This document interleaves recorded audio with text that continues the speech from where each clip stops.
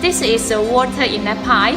This side to connect the machine, you need to screw inside deeply, and you need to make sure that no leaking. And the green side, you need to connect the tap accessory. Then you connect it, and then this side to connect the tap. You need to screw it loosely. And when you connect the tap, you need to screw it tightly, because when you open the tap, the water has pressure. You need to screw it tightly. Okay? Now we turn on the switch, can wash the car.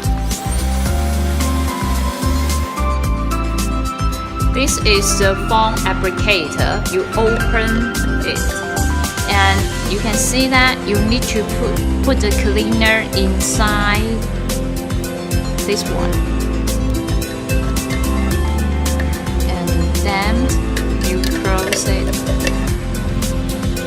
and this side screw into the machine tightly. Okay, now you can use the foam washing.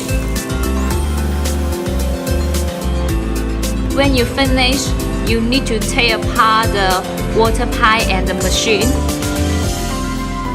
You need to put the blue cycle back, and then put the pipe outside. Now is the drying function.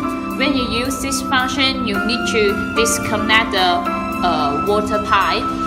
So when you turn on the switch, you can use the drying function. The temperature of the air is about 30 degrees if you protect the carpet.